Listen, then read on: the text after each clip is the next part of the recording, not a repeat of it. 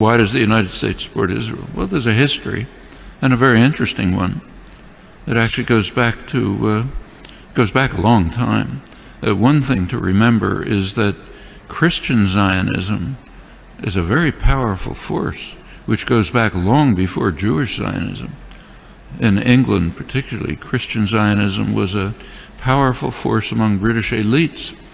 It's part of the motivation for the Balfour Declaration and for Britain's support for Jewish colonization of Israel. Remember, the Bible said, and that's a big part of British elite culture. Same in the United States.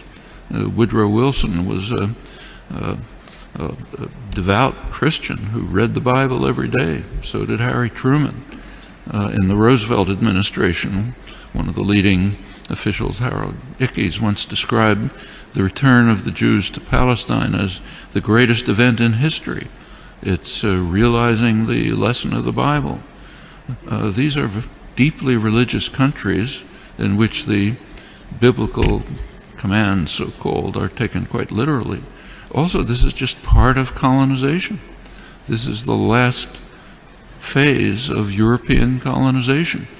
And notice that the countries that are most strongly in support of Israel are not just the United States.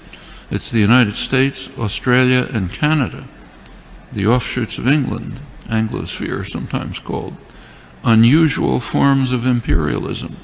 These are settler colonial societies, societies in which not like India, not like the British in India, say. Societies, South Africa was a little like this, or Algeria under the French. Settler colonial societies in which the settlers came in, essentially eliminated the native population. Also driven by religious principles, very religious groups driven by Christian Zionism. Those are major cultural factors. There are also significant geostrategic factors. You go back to 1948, there was actually a split between the State Department and the Pentagon in the United States over how to react to the new state of Israel. The State Department was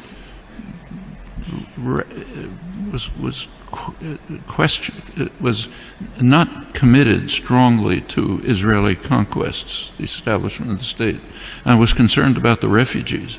It wanted an implementation of the refugee problem. The Pentagon, on the other hand, was very impressed with Israel's military potential. The Israeli military successes, if you look back at the internal record and declassified, the Joint Chiefs of Staff described Israel as the second largest military force in the region after Turkey and a potential base for U.S. power in the region. That continued. Can't run through the whole record, but in 1958, when there was a serious crisis in the region, Israel was the only state that strongly cooperated with Britain and the United States, and it won plenty of support from the governments and the military for that reason. 1967 is when the current relations with Israel were pretty much established.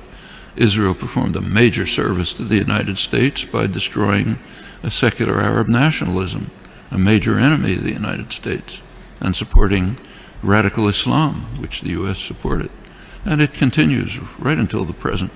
Right now, we saw an example of that just during the latest Gaza attack.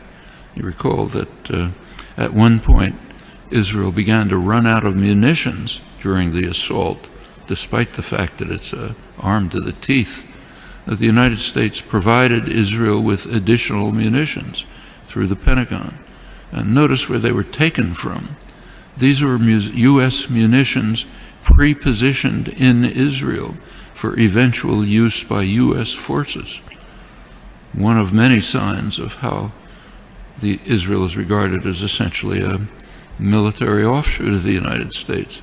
Very close intelligence relations that go way back, many other connections. And the media tend to take up, to support the policy of the government with very few, kind of little questioning around the edges, but basically accept the policy. So, for example, take another issue. Take the U.S. invasion of Iraq. You cannot find the phrase U.S. invasion of Iraq in the U.S. media, though it was obviously an invasion, a blatant act of aggression, a textbook case of what the Nuremberg trials called the supreme international crime, cannot be mentioned. President Obama is praised as an opponent of the invasion. And what did he say? He said it's a mistake. It's a strategic blunder. We're not going to get away with it. That's the kind of opposition that you heard from the German general staff during Hitler's invasion of Russia. It's a blunder. Shouldn't do it. Should knock off England first. That's regarded as opposition. Same in Vietnam. There's now a commemoration underway, big commemoration of U.S. sacrifices in Vietnam. Try to find the phrase U.S. invasion of South Vietnam there or anywhere in the past years since 1961 when it took place. Non-existent, maybe on Democracy Now, what I write, but way out at the fringe. And this is not unique to the United States. Take, say, Britain. Right now there's interesting debates in the British literary journals, like the Times Literary Supplement, as to whether Britain should finally begin to recognize the genocidal, the word that's used, genocidal character of British colonization hundreds of years ago. Should Britain begin to face it? You can ask that question in many places. The tendency of the intellectual community to go along like a herd in support of state power, private power, is just overwhelming. Intellectuals like to think of themselves as dissident, critical, courageous, standing up against power. Absolutely untrue.